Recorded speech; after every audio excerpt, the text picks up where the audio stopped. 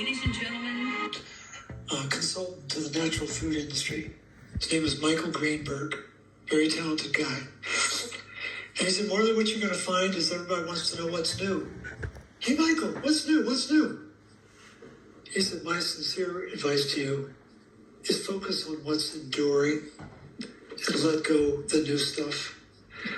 And it was that conversation that for some reason I looked back in time and I discovered that there was a point in the Earth's history when there was no oxygen on this planet for many, many years. I mean, how the astrobiologists know this, I have no idea.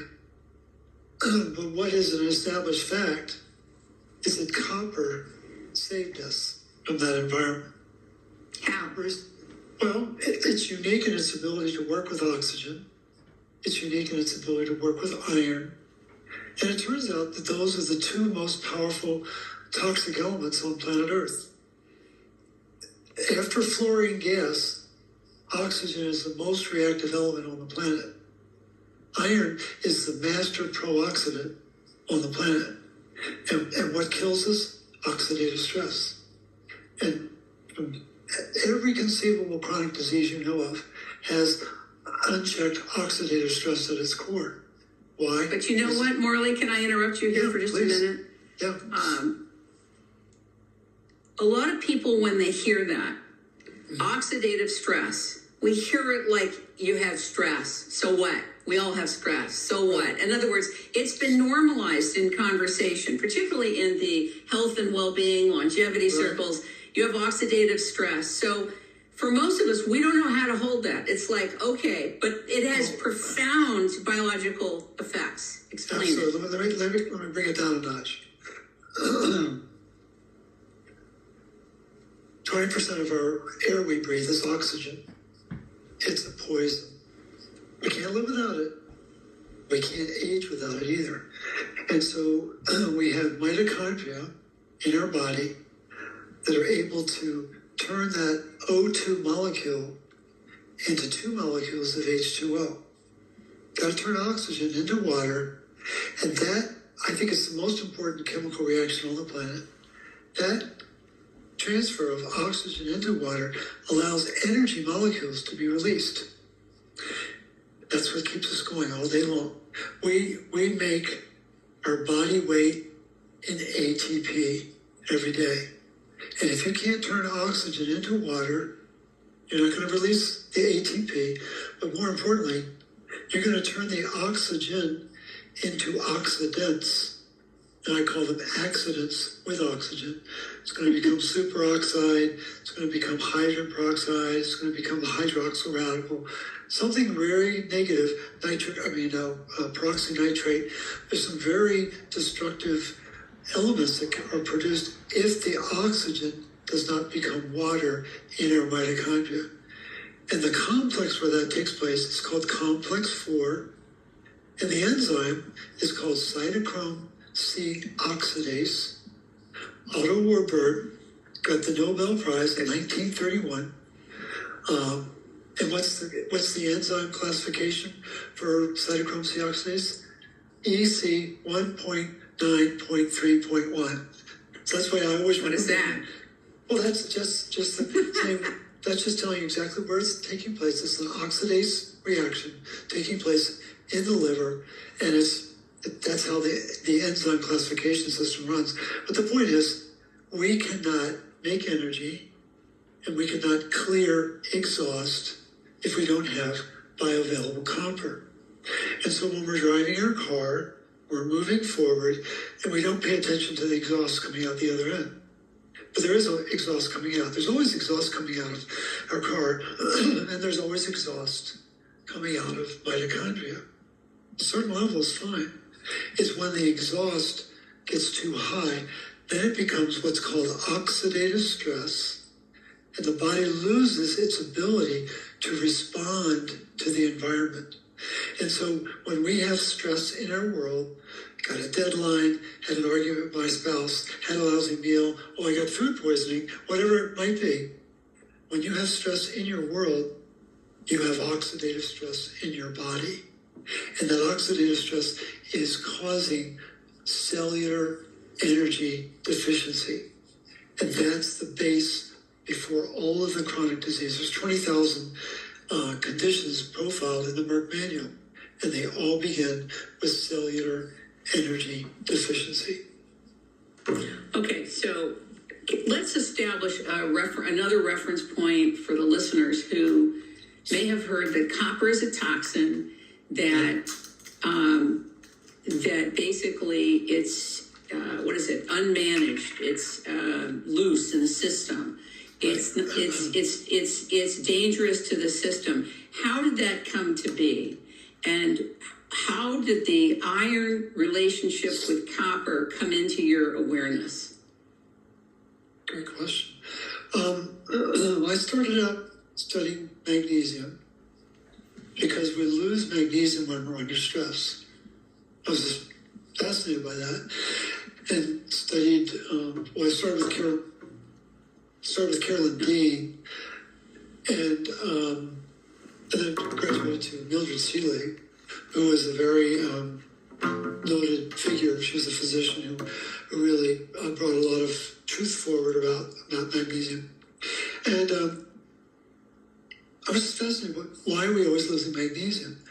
And one day I was reading an article about iron, and the author decided to wake me up and use the phrase, the greatest stress on planet Earth is iron stress.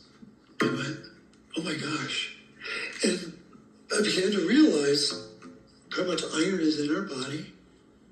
And that iron stress got me to oxygen, to connect the iron and the oxygen. And we're talking over a period of several years. This didn't happen in a matter of weeks, but Never does it? Never does. And then I began to question, so why is the oxidative stress unchecked? Because there's a lack of copper-based enzymes to neutralize that oxidative stress. And so it was over probably a period of 3 or 4 years I began to move away from magnesium, and it got me to copper. And the way I describe it is if copper is not bioavailable, it will cause iron and oxygen to get dysregulated, and that's what causes the magnesium loss. So that's how that evolved over a number of years. To your point about copper toxicity, there are what I call men of science. They're just doing their job.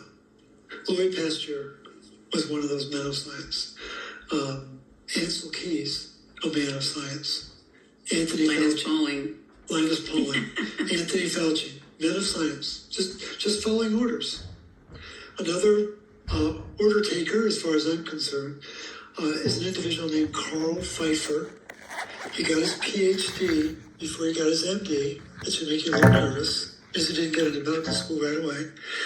And turns out he was a principal in the MK Ultra program at the CIA. But when I find out information like that, it immediately discredits that person, because he's doing that with the CIA. He's trying to tell me that copper's toxic. I don't think so. So he published some very important articles in the 60s. I have chills all over my body, by the way, as you're talking about this. Well, it's just, again, following orders, doing what he's told to do. And he got people to believe that copper had a relationship with zinc. And all this started in...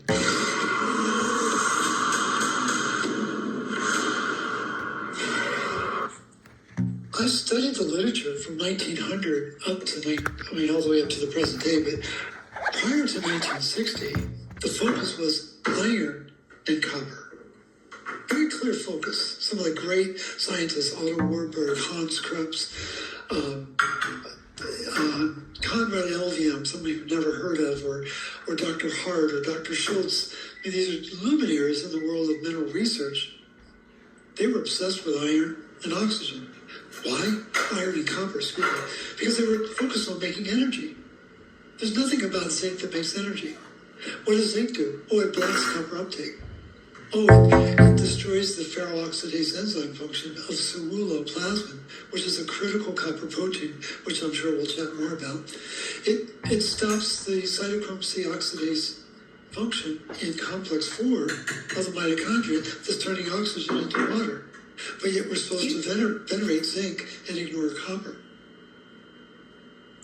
So many copper supplements of the very few that are on the market are connected and have a portion of zinc in it, including some very big providers. So that also means, and sometimes you don't know, are they doing it so they don't get in trouble, or they don't want to rock the boat to have bioavailable copper without the zinc? I mean, it's hard to know what is the motivating factor, but zinc has been touted very big in the last 5 years since C19 arrived on the scene, and it was pushed by some very wonderful people as part of a healing methodology. So I'm sure it's going to ruffle feathers to even be bringing this up. I've been ruffling feathers for 15 years. You're a professional, that's right. That's right. No, it was in March of 2020 when I was reflecting on the COVID cocktail: high dose ascorbic acid, high dose vitamin D, high dose zinc. Well, that's the triad to kill the bioavailability of copper. And so at that point, I renamed what COVID stood for. COV stands for copper's vanished. ID, iron's dysregulated. The part that you and your listeners may not know about was the research that was done in March of 1928 at the University of Wisconsin, where Dr. Hart and his team withheld copper from the animal's diet, and iron exploded in their liver. 3 months later, in May of 1928, Dr. McHarg did the same experiment. Just to have established science, you've got to have 2 independent labs. So just from 100 years ago, they knew that if copper was not in the diet, it was going to cause this massive accumulation of iron. And what does that do? Oh yeah, if you put a lot of iron in the liver, you're going to kill copper metabolism and retinol metabolism. Well, why is that important? Because if you're trying to destroy the bioavailability of copper, you want to get rid of copper and retinol, and voila, that's what we have. And so there's a very famous plant physiologist named Sabiha Merchant, very talented individual, and in one of her signature articles called Between a Rock and a Hard Place in 2006, she profiles side by side copper enzymes that were meant to run the planet and iron enzymes that have replaced them. So you probably heard of cytochrome P450 enzymes. They're very prevalent in the liver. There's a family of like 52 different enzymes. I haven't, but that's right. Warren Bennis once told me, there's gaps in your education, Ms. Greenhouse. This is when I was 19. That's all right.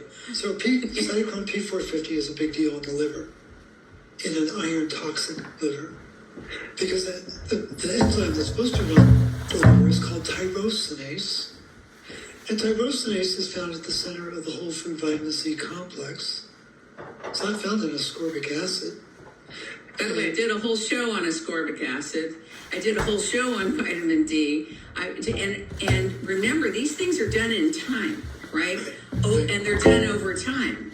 And what so many of us forget, when we hear these, I can't tell you how many health practitioners are standing up, these fitness people, telling people to take high dosage of vitamin D, D3, etc. Massive. I was on 10,000 a month from the practitioner that was guiding me 5 years ago, until I found out about the root cause protocol. It was shocking.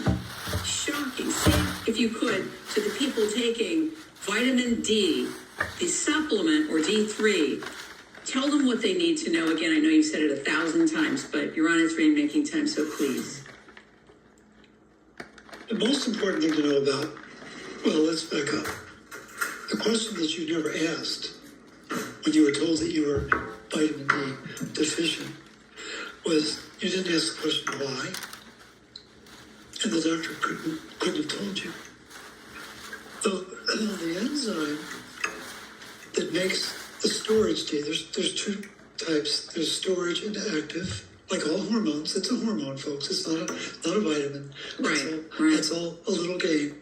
But there's a storage level and an active level. And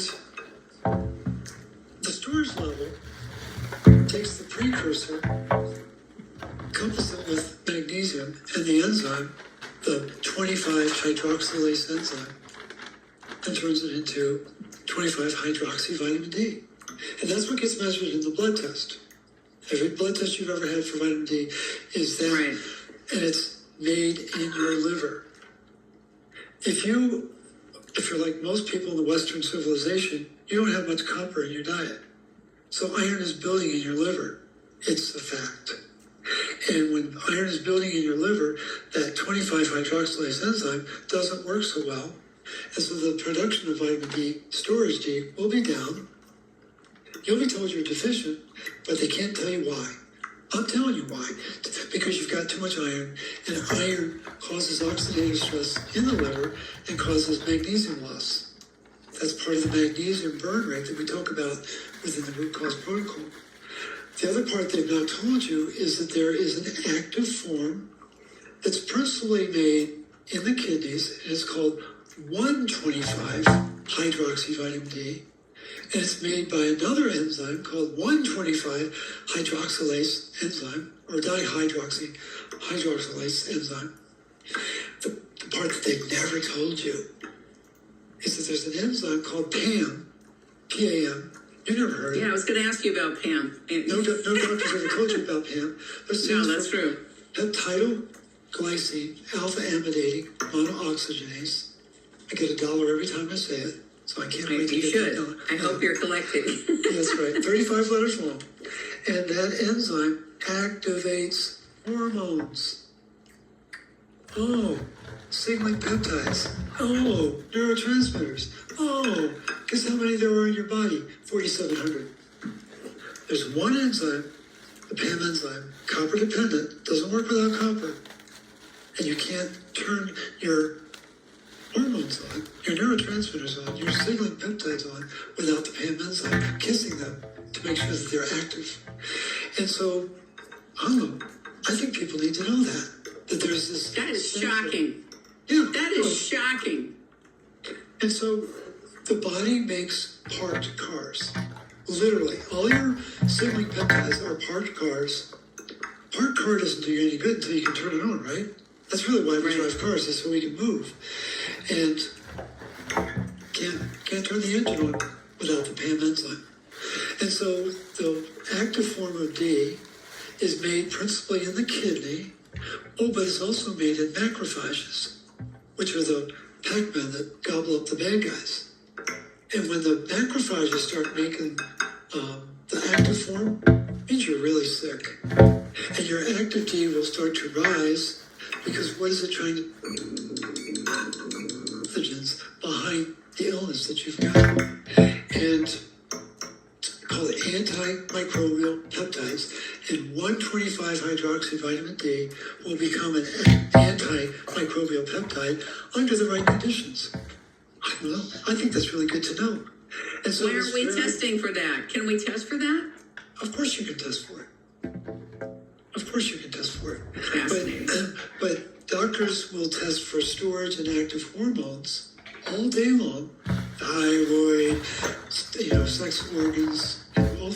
There's a whole bunch of them that they'll test. Both storage and active. Oh, yeah. But when it comes to hormone D, well, that active, it's a very short-lived metabolite. I'm like, they're all short-lived if they're active. And they hide behind this facade of like, I know what I'm talking about when I tell you that active D is not very long-lived. Like, but let's look at the number. And there's a relationship between storage and active. Storage, the number for active is measured in picograms. Storage is measured in nanograms. But the number should be 2.5 times bigger than storage. I've had clients where it's been way higher than that. And what that means is they are really populated with pathogens, and the practitioner doesn't know that. And so it's just Fascinating. it's a Absolutely fascinating. whole other world of It is. understanding what's going on. I want to go back to, or I want to go to, if we can, for you to tie in ceruloplasmin and explain what it is, because I had my blood taken months ago before I left to move to Virginia, and one of your practitioners was my consultant, and we tested everything. But I was shocked that most of us are not taking a test to look at ceruloplasmin. So I want you to explain why it's so important. So the two words that I despise the most in medicine and nutrition are high and low. Oh, you're high. Oh, you're low. The real word is bioavailable. Is the nutrient that you're worried about usable? Is it bioactive? Oh, I love that. I love that. That's a very Who cares profound about whether it's distinction. Yeah. And so what makes copper usable are the enzymes. And there are scores of enzymes that you've never heard about.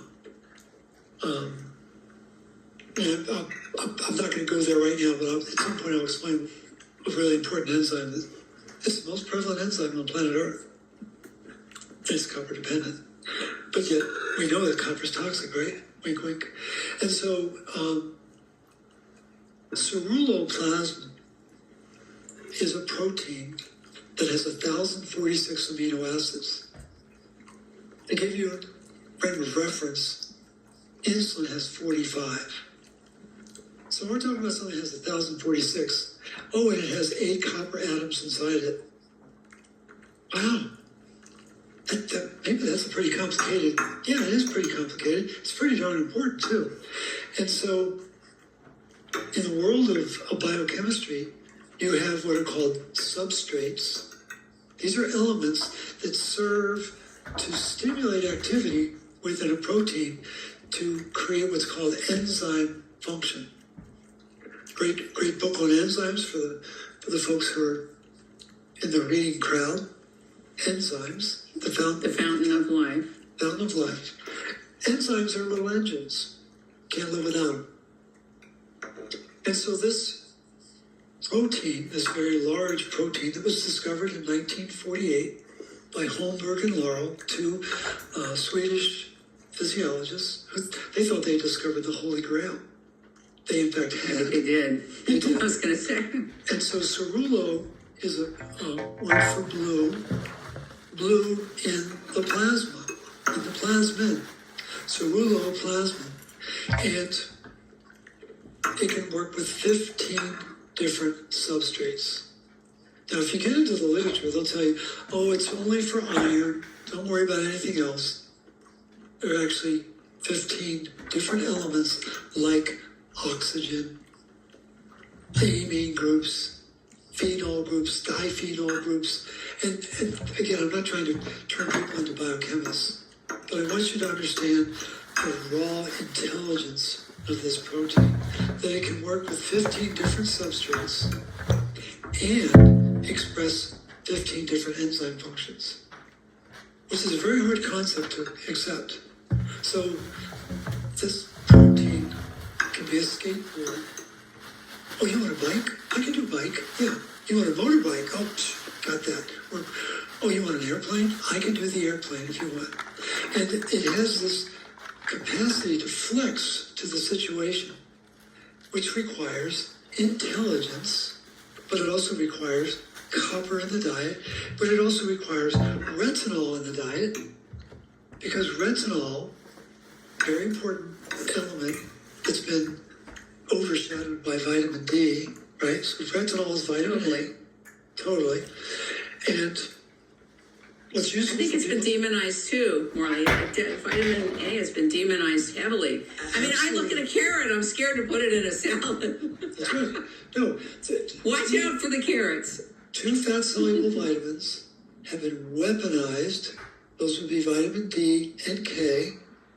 And 2 fat-soluble vitamins have been ostracized, vitamin A and E. And if you knew how important vitamin A and E were, you'd be running down the street like your hair was on fire, screaming, why didn't they tell me this? And so Well, I'm going to vitamin A- ask why they didn't tell me. I'm going to ask why they didn't tell me. For example, I have dry eye, and I am so mad. Your vitamin A I am so mad about it, and I've been through, just to tell you, sorry to interrupt you, I've been through all the most advanced tests, okay? They're liquids, they're this, they're that. Well, by the way, I just ordered, what do you call it, the cod liver oil, and I'm telling you, I am so excited to get rolling because I have a feeling it's going to end, honestly. Well, It's I've got- got more than a feeling. I'm pretty confident.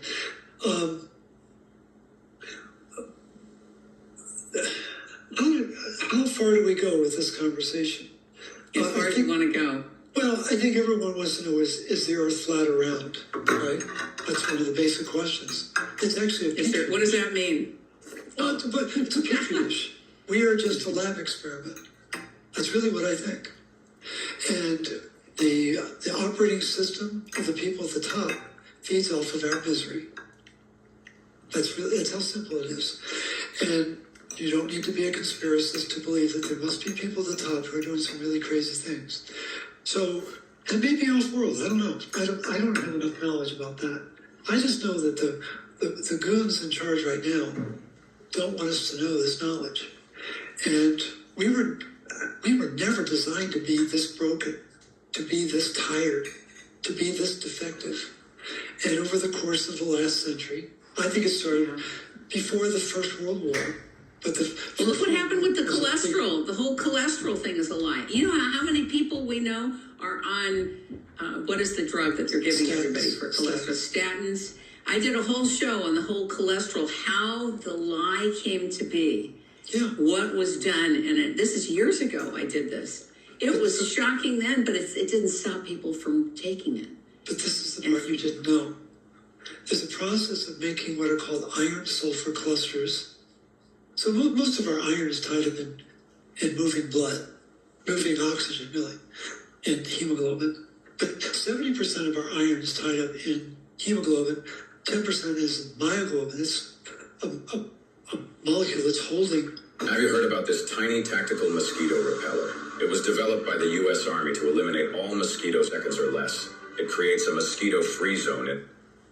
Oxygen is in myoglobin. It's a molecule that's holding oxygen for the muscles. So 80% of our iron is a waiter carrying oxygen. But there's a certain percentage that goes into making what are called iron sulfur clusters. And it's a mixture of iron and sulfur working together to enable the mitochondria to work, for the most part. The part you didn't know is that there's an enzyme called ferrodoxin. Ferrodoxin is really important to work with iron so that it doesn't become problematic in making an iron sulfur cluster. Oh, did I forget to tell you that ferrodoxin is copper dependent? And if copper goes down, the activity of ferrodoxin doesn't work right, and guess what rises? Cholesterol. Iron. Oh, Cholesterol rises. Wow. And so it turns out that there's 11 molecules of oxygen in every molecule of cholesterol. So what is cholesterol? It's an oxygen sink. Because it knows you don't have enough copper to activate it, it's going to put it into cholesterol to protect you. Cholesterol was never the bad guy. Cholesterol was telling you, hey, we got a problem here. And cholesterol alone was never the problem. It was the rusting of the cholesterol. Well, what was causing the rust? Oh, yeah, they started putting iron filings in the food system in 1941. Oh, my God. And so when they started adding iron filings, that created an oxidative environment to rust the cholesterol that affected the enterocytes. I mean, not the enterocytes, the endothelium. And it's like, I mean, I could go on for 2 hours about what happened. But the point is, all of it stems from the fact that people didn't understand copper and iron and oxygen. And it's a three-ring circus. And if you understand how that three-ring circus works, you'll be fine. If you don't, you believe in disease, you believe in the nostrums of your doctor, And the whole purpose of the root cause protocol is to make the system irrelevant. You don't need the system. And I know there are a lot of sick people out there with all sorts of conditions, but at the very core of every one of those conditions is rising oxidative stress because you're not making energy because you don't have enough copper in your mitochondria. But isn't there also with that the overaccumulation of iron? That's Yes. what I read a lot also in your book. But Absolutely. can you speak to that and the dangers of that? Because like I went to give blood the other day. I went to the Red Cross. Right. The Red Cross saved my life as a baby. My mom was RH negative. I was RH positive, and I was jaundiced, and they kept me in the hospital 3 weeks, and they called me the miracle baby, whatever. I think that's the first time I was famous. And they were, before they gave me the test, they were checking to see if I had enough iron in my system Right. to see if they should continue. And I had gone to a completely different place when I was in Charlotte, North Carolina, but I didn't understand why they were doing that. Why were they checking if I had enough iron? If in fact, what you're saying through your research is we have an oversupply almost.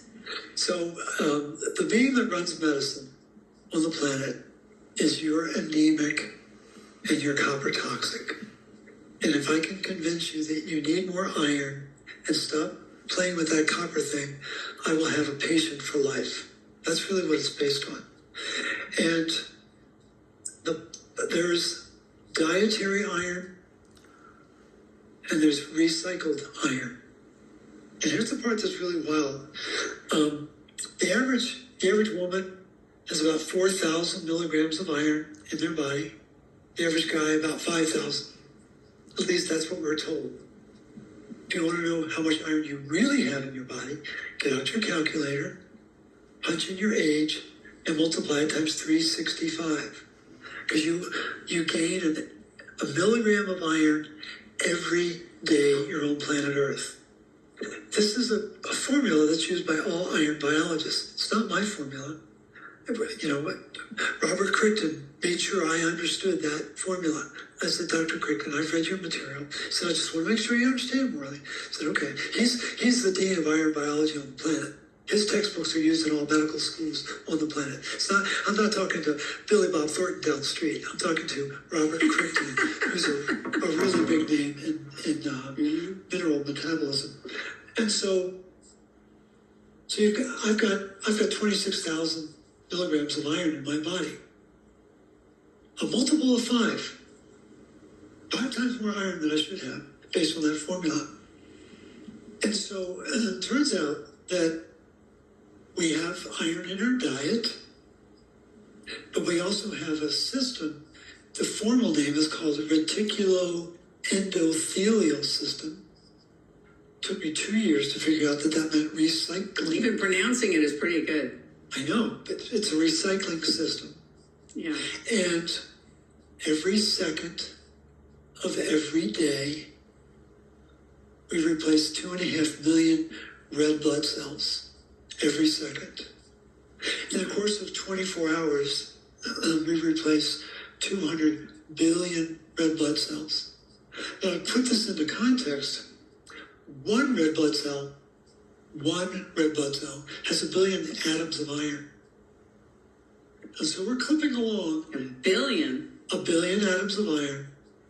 And we're clipping along at 2.5 million red blood cells a second, replacing them. And what's happening is that those red blood cells are being broken down in our spleen, which is on the left side. And then that iron that gets released in that process needs to get attached to something called transferrin, transport iron, transferrin.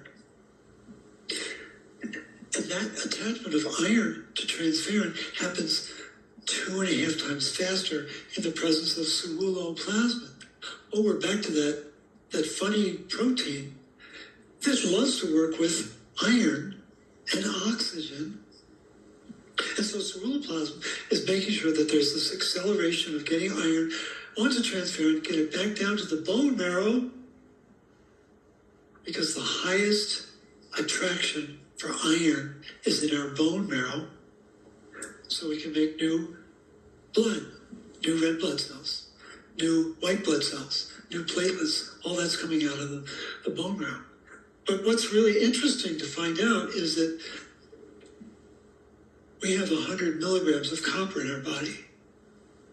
Guess where 50% of it's hanging out? Oh, it's in the bone marrow. In the bone marrow. And copper is slicing and dicing and making sure that this incoming flood of iron is being properly placed into heme, that the heme is going into the hemoglobin, and the hemoglobin is going into the red blood cell. 2.5 million red blood cells a second. Because for everyone that's dying on one side, you got another one in the bone marrow that's got to be replaced. And have you ever seen the film clip of Lucy and Ethel at the chocolate factory? Oh, that's one of my favorites. I know, it's a classic, right? And then the manager comes out and says, "Speed it up, boys." What is speed it up, boys? COVID, had an argument with my spouse, eating a lousy diet, was in a car accident. And that stress changes the whole process of making red blood cells. It's called stress erythropoiesis. Very fancy term for making new red blood cells under stress. And it's a whole different ballgame. And none of that's taught in doctor school. They're just taught that you're anemic and you need more iron. Or is it?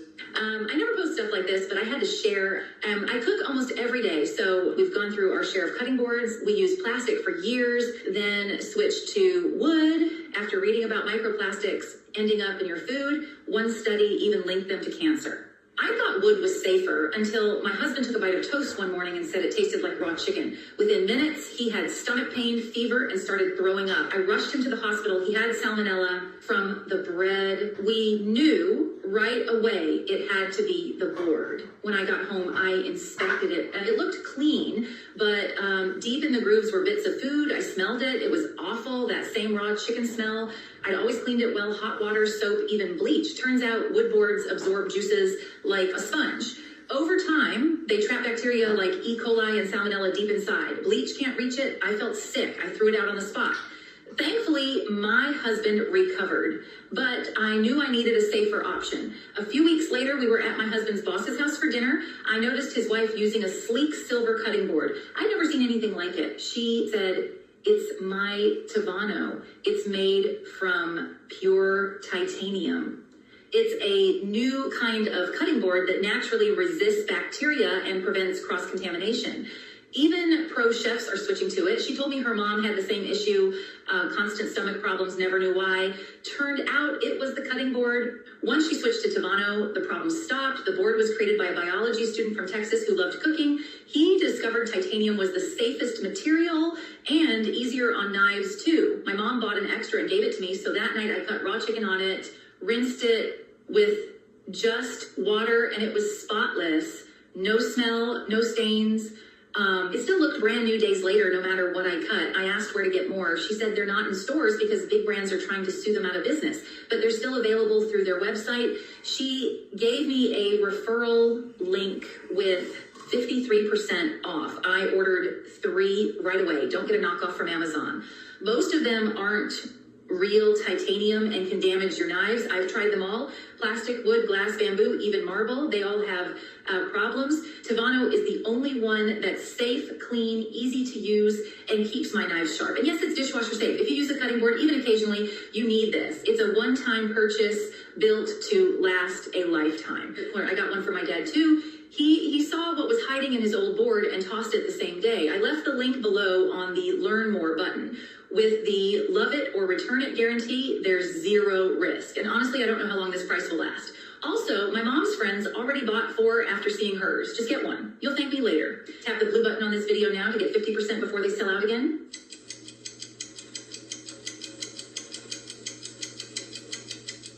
Say in Alabama, more arm. I need more arm. But let's just suppose that no doctor says you're anemic. You're not anemic, okay? But you still have this issue. Every human has this issue, or any biological form of life at this time. As I understand from reading your book, that we don't have enough copper to make the best and the optimal energy and longevity of our organ systems and everything else. Right. Let me just finish out the recycling Yeah, system please. and then come back to your question. Okay. So we're told that we need about 18 to 20 milligrams of iron a day. No, that's not true. What we need is, if you want to get really technical, 24.4 milligrams of iron by way of a recycling system that's run by copper. Thank you very much. We need 1 milligram of iron a day from our diet. And so if you want to be healthy, you really restrict the amount of iron going through your mouth, and you build up your bioavailable copper to ensure optimal turnover of the iron in your recycling system. So 95% of the iron that we need every day to make 200 billion red blood cells, it's the greatest concentration of iron in the course of 24 hours, is making new red blood cells. We gotta have copper. And we just need a little tiny bit through our diet. And what they've done is they've pushed the recycling system aside. And don't talk about that. Let's talk about, everything's about iron absorption. Iron absorption. Did you absorb enough iron? Are your enterocytes absorbing iron? You need more ascorbic acid if you're not getting enough iron in your diet. And they're ignoring completely the recycling system, which is providing 95% of the iron that's needed in the body. So then, what you've got is, on top of that confusion, is you have a iron fortification program that's on steroids. And so now everything is fortified, wink, wink. The only people who are being fortified are the people making the product. They're making a lot of money, and they're adding a lot of iron to our flours. Think of all the products that we buy every day. Think of all the feed that animals are eating every day that have been fortified. And then we go one step farther and we take one a days or some kind of supplement that's got all sorts of iron in it. It's going to have at least 18 to 20 milligrams of iron. There's prenatals out there that have 65 milligrams of iron every day. I heard of an individual whose father was given 900 milligrams of iron every day. Guess what happened to his father? He died of a heart attack. Cancer. Yeah. He died of a heart attack after about 3 weeks of that regimen. And the doctor was shocked. He said, he's so anemic. And the part that people don't understand is, if iron may show low in the blood, there's no measurement of iron high in the tissue. That's where the crisis is. This is where the action is. Wow. That's exactly where the action is. And so we have all sorts of detailed measurement in the blood, but we're not looking back at the tissue. We can do that through MRI. We can do it through. Now I hear that's being done in Florida. Is that true? You are connected with someone who's actually doing MRI of the tissue to see how much iron is in storage. Yes, and there's a company out of Australia called Ferroscan, Ferroscan, and they have MRIs all over the world.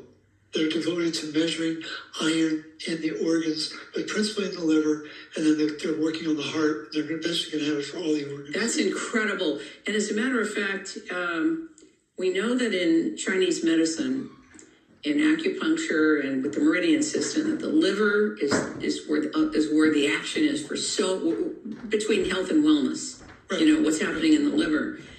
So let us suppose that this kind of testing becomes available to more people. Let us suppose that they have an overaccumulation of iron in the liver. Now what? We're going to take a quick break, and then we'll be back to the show. You and I are living in a world where our attention span is being electronically stolen from us. Our focus is waning. It is as if we're going through a divorce just being in society, where people are being factionalized against each other. this group against that group against this group against that group. News stations are promoting this. Newspapers are promoting this. It's a never-ending, how do you say, Gordian knot that we're in. I'm a pioneer. And I've been on an over 40-year mission to set up a next generation solution and discovery network to get and fast track solutions and discoveries to get into the world. What I've been through in these last 40 years is unbelievable. What I've learned, what I've been through, the countries I've lived in, the challenges I've been through, and the discoveries that I've made along the way. It's not to be believed. I want to share it with you. I want to talk to pioneers and communities. I want to talk to authors and creative people. I want to talk to entrepreneurs and inventors. I want to share with you my experience of what it means to bring in a whole new system of something that people weren't even thinking about 40 years ago. It has to do with money. It has to do with finance. It has to do with structure. It has to do with how ventures are legally expressed. It has to do with consciousness and bringing people together. I want to speak to your audience, wherever it is. And I'm available now to share what's happened along the way. I'm Kim Greenhouse. Bring me to your group. Thank you very much. And back to the show. Now, because it's not going to show up in the blood. It's not going to show up in the blood. Right? So it shows up in the liver, or it's being housed in the liver. Yes. And so that yes. buildup of iron is going to put a wet blanket on copper metabolism and retinol metabolism and a whole bunch of enzymes. There's 500 enzymes in the liver. And that buildup of iron is going to have a deleterious effect, negative effect on the overall metabolism of the liver. And so what you're really asking for is, what do I do now?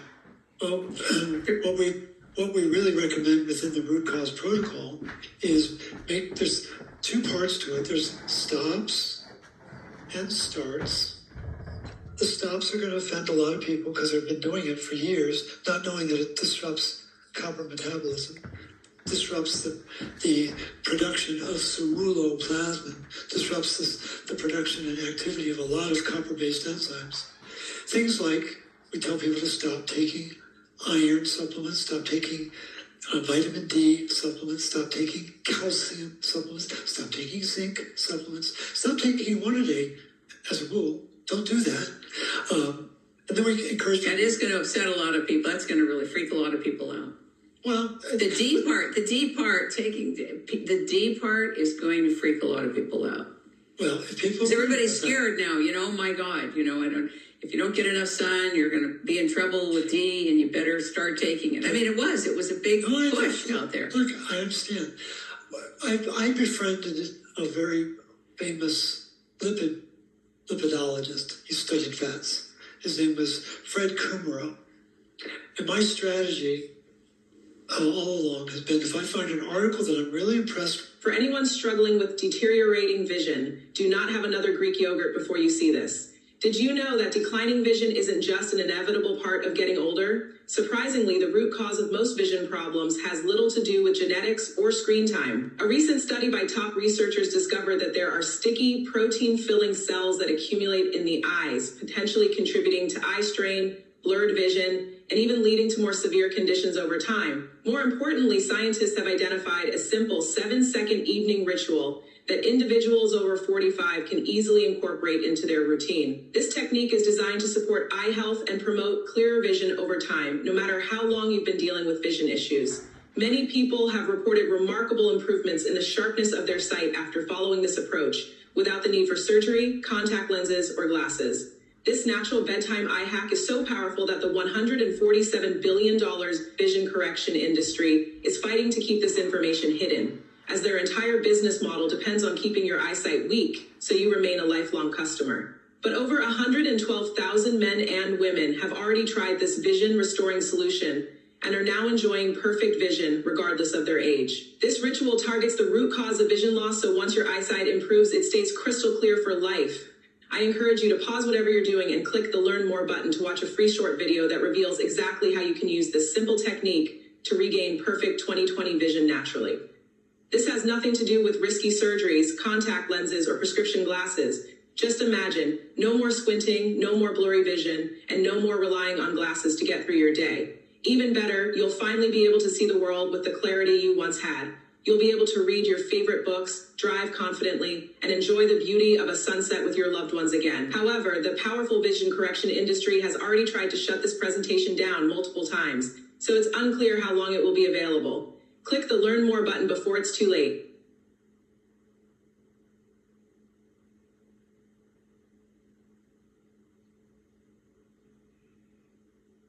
But I'll just call up the author and thank him. Well, when I found this article by Fred Kumro, I was living in Chicago. It was a really good article. I was like, wow, this guy understands it. So I dug, found his number, called him, and he said, well, thank you for calling. He said, would you like to come down for lunch? I said, he was living in Champaign-Urbana. It's a 2-hour drive. I said, I'll be there in a New York minute. And so a couple weeks later, I'm having lunch with Fred Kumro.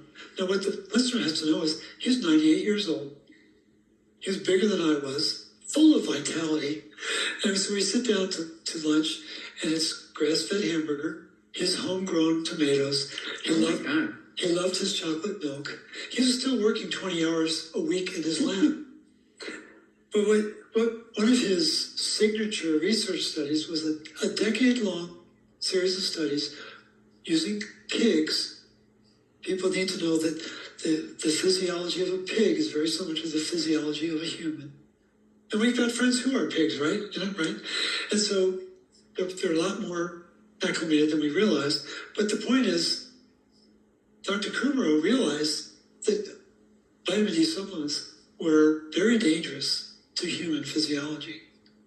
Wow. And so this is back in the 70s and early 80s. And he was invited to be a keynote speaker at an international symposium on vitamin D metabolism. And there were Nobel laureates invited to this meeting. Now, mind you, he got his PhD at University of Wisconsin in 1940. What does that mean? It means he was really smart, because they were the mecca of lipid metabolism back then. And he gets up and he says, ladies and gentlemen, you do not supplement with vitamin D. And there was just this torrent of opposition and resistance. And I said, well, Dr. Kumro, what happened as a result of that meeting? And you got to picture this guy, he's like 6'2", 6'3", full of life. And he leans forward. He says, well, Morley, I'm the only one left standing. All the others are dead. And Wow. People say, oh, he had good genes. No, he knew what to supplement with and what not to supplement with. He was a big magnesium guy, huge magnesium researcher. And so when I find that kind of truth, then I begin to dig in. And for people who are interested, there's a masterclass that we have on the Root Cause Protocol website. And we go for 2 hours and explain why you need to rethink this vitamin D. And if you're still not convinced, at least get your nutrients from cod liver oil. Don't get it from a vitamin D only supplement. Because cod liver oil has 10 times more vitamin A than vitamin D. Why? Because it's 10 times more important. That's why. And nobody knows anything about retinol or vitamin A. And again, its most important property is its ability to activate copper, but also be involved in regulating iron. And again, all of that genius has been lost.